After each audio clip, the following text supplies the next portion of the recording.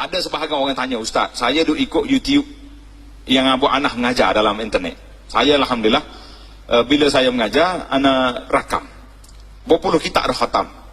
Ada kitab yang 20 siri, ada yang 40 siri. Sekarang ni kita nak khatam, insya-Allah kitab bimbingan mukmin sudah masuk 140 siri dah. Orang nak dengar berletih kan. Tapi dia kata bila dia belajar dengan internet, ada orang mari tegur, tak boleh belajar ni, syaitan. Sebab belajar tanpa guru. Betul tak betul? Saya kata ni keras sangat. Tak ada guru apa? Bila kita buka sini, guru lah tu tuan duduk depan tu. Kan tidak guru lagi. Guru. Dan berapa banyak bila saya pergi melawat negeri-negeri luar daripada Kelantan contohnya, bila sampai akan ada orang mari bawa kitab. Ustaz, tanda tangan. Anak kata apa tanda tangan? Sebab ustaz bagi tahu dalam internet, dalam YouTube, kalau khatam kita akan tanda tangan bahawa dia dah khatam. Dia tulis sungguh. Anak cek dalam kitab. Biasa kalau kita mengajar, kita kata tulis. Dia apa tulis? Tulis. Tengok, Masya Allah, tabarakallah. Dua tiga kitab dia khatam melalui YouTube. Melalui MP3 ni. Jadi ada orang yang ambil manfaat, Alhamdulillah. Jadi para tuan-tuan muslimin dan muslimat, kita boleh ambil manfaat daripada ilmu yang ada, tapi kena tengok siapa yang bercakap. Jangan ambil semua orang, tangkap muat kata orang, jangan, rusak kita. Jadi semua orang boleh ambil kita dengar jadi kita kena pilih-pilih. Orang ni boleh dengar, orang ni yang berhati-hati sebahagiannya daripada cerita-cerita yang pelik-pelik yang dia bawa. Ada juga macam tu. Jadi kita hati-hati. Jadi saya kata, kita jangan terlalu keras sama mereka. Belajar dengan internet ni syaitan. Ada pula pakai tak pergi masjid langsung, mungkin internet ada kan. Ini pun penyakit juga ni. Saya tak apa dah Ustaz. Pakai semaya jemuh dengan anak-anak dah. Sudah maya jemuh tak pakai buku Ustaz, pakai jadi situ. Kata kalau lagi ni tutup masjid kita. Jangan siapa tak pergi masjid kerana internet, dan jangan siapa pula tak boleh nak belajar dengan internet sebab takut jadi syaitan. Wallahu a'lam. Ustaz, sejak guru ngaji saya tidak bisa ngajar lagi, saya jadi banyak belajar agama lewat buku dan YouTube. Bagaimana hukumnya Pak Ustaz? Ngaji lewat YouTube boleh, tapi dengan syarat yang ngomong di YouTube itu siapa. Kamu mesti tahu orangnya ada wujudnya di dunia ini. Jangan sampai dia tak berwujud. Diberitakan ada seorang, itu nggak betul. Yang suaranya aneh-aneh itu bukan orang itu. Jangan sampai antum belajar nama guru kamu siapa? Naruto. Saya ceramah seminggu di Kuala Lumpur, jamaah titip salam. Anak-anak kecil, Ustaz mau ke Kuala Lumpur ya? Iya. Tolong titip salam sama Upin Ipin ya. Saya di Malaysia, saya nggak ketemu. Upin Ipin itu fiktif, nggak ada orangnya.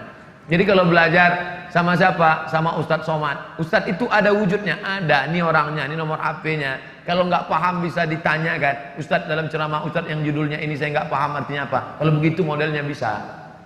Sedangkan media itu sebagai alat saja, boleh. Tapi kalau nggak jelas orangnya, saya dengar Ustadz Idrus Ramli. Ustadz Idrus Ramli itu ada orangnya. Bukan Ustadz alam gaib. Ada nyata.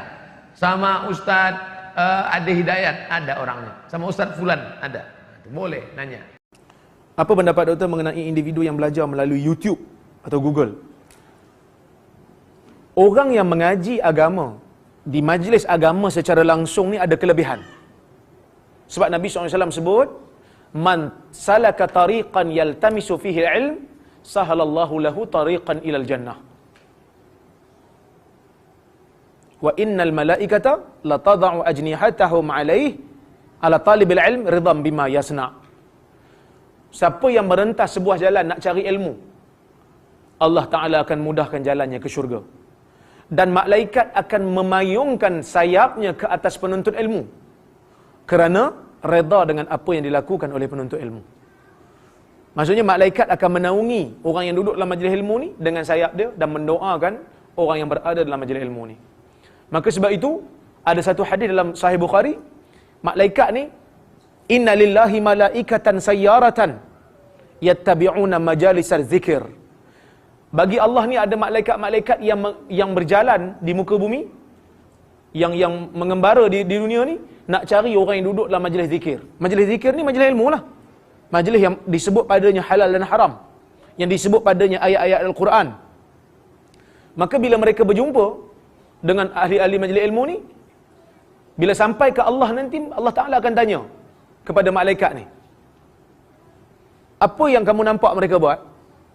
Nanti mereka bertasbih, berzikir, ingat pada kamu, ya Allah. Mereka nak apa? Mereka nak syurga. Mereka nampak ke syurga tu macam mana? Mereka tak nampak. Apa yang mereka buat kalau mereka nampak syurga? Mereka akan lebih kuat berzikir kepada kamu, ingat kamu, ya Allah. Apa yang mereka minta rindung dalam majlis tu? Mereka minta perlindungan daripada neraka. Adakah mereka nampak neraka? Tanya Allah. Tak nampak. Apa yang mereka buat kalau mereka nampak neraka? Mereka akan lebih berusaha untuk berdoa supaya dilindungkan daripada neraka. Allah Ta'ala kata pada malaikat, aku menjadikan kamu saksi, wahai malaikat. Aku telah mengampunkan mereka semua. Malaikat pun kata, ya Allah, dalam majlis tu tadi, ada seorang yang duduk, bukan nak dengar ilmu sangat. Tapi duduk sekadar, mula-mula nak buang waktu je. Tapi nak bangun segan. Orang lain semua tengok. Kan? Jadi dia duduk tu, duduk saja. Semua Tuhan kata, mereka itu adalah semua orang yang duduk dalam majlis ilmu, la yashqa jalisu minhum. Orang yang duduk dalam majlis ilmu tidak akan celaka. Ini kelebihan orang yang duduk dalam majlis ilmu. So orang yang duduk, tengok live stream tak dapat. Tak dapat. Tapi kalau dia tak dapat dengar majlis ilmu, tak dapat kelebihan ni, lebih baik dia tengok live stream dan Google daripada dia buat benda yang tak berfaedah yang lain. Dia kata tak payah pergi majlis ilmu lah.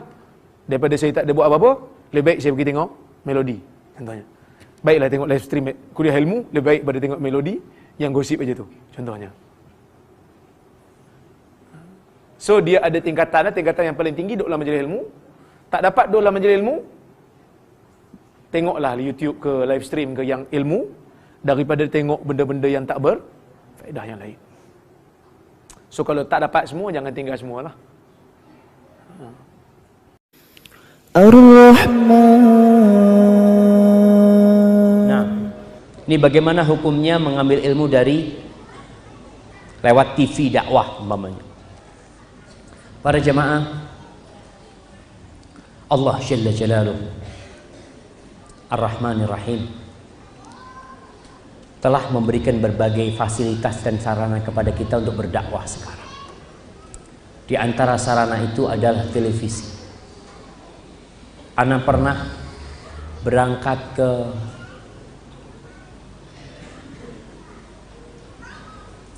Muara Enim, di mana Palembang, nek. Nah, ada satu orang datang rombongan naik mobil 8 jam naik mobil. Dia datang, Ustaz, alhamdulillah Ustaz, kita dapat hidayah nih lewat TV. Di kampung kita nggak ada Ustaz, nggak ada. Alhamdulillah ada TV itu. Soalnya TV ini sekarang sudah di mana-mana ada. Kita paling tidak bagaimana menjadikan isi-isi TV itu yang bermanfaat untuk meramaikan, bukan meramaikan, untuk menggeser TV-TV yang tidak bermanfaat hal itu. Maka kalau kita bicara bagaimana menuntut ilmu lewat televisi, itu sarana yang perlu dimanfaatkan. Dan banyak daerah alhamdulillah yang kenal dengan Islam yang benar, kenal dengan sunnah, dapat ilmu bukan dari sekolahan tapi dari televisi. Tapi itu tidak cukup. Kenapa? Karena kalau nonton TV bisa sambil tiduran, dapat ilmu kadang-kala separuh hadisnya karena dia tidur. Tapi kalau datang ke majelis ilmu, datang ke masjid, dia tidak mau harus mempersiapkan diri, harus duduk tapi tetap menonton TV yang bermanfaat ya.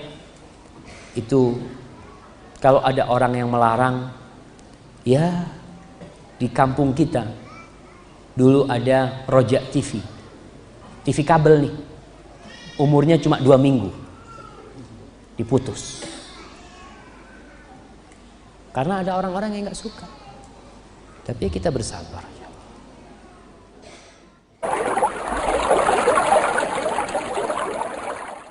Itu ada. Mendengarkan kajian-kajian di rumah via radio dengan mendatangi mungkin ya, atau pergi ke tempat kajian seperti ini, mana yang lebih utama? Apakah pahalanya sama? Tentu beda ya. Hadir di majelis ilmu lebih besar pahalanya. Karena kita apalagi di masjid begini ada fadilah kita sholat di masjid, ada fadilah halaqah ilm secara langsung. Karena memang yang disebutkan fadilahnya adalah halaqah ilm seperti ini. Orang hadir duduk ngumpul, itu namanya majlis halaqah ya, halaqah ilm. Kalau kita dengar di rumah, kita bukan hadir di halaqahnya, kita mendapatkan pahala ilmunya, mendengarkan ilmu, tapi pahala halaqahnya nggak ada, gitu kan? Allahu alam kalau misalnya rame-rame ngumpul di rumah, kemudian dengar ceramah, niatnya memang majelis ilmu, mungkin masih bisa kita katakan ada halaqah, karena yang dibahas ini adalah halaqah. Kata Nabi SAW dalam hadis sahih, Allah memiliki malaikat yang memang berterbangan di sana sini mencari majelis ilmu. Mencari majelis ilmu. Jadi ada majelis seperti ini. Lalu mereka kalau tahu, mereka akan saling memanggil satu sama yang lain sampai memenuhi langit. Memang itu ada hadis sahih riwayat Bukhari.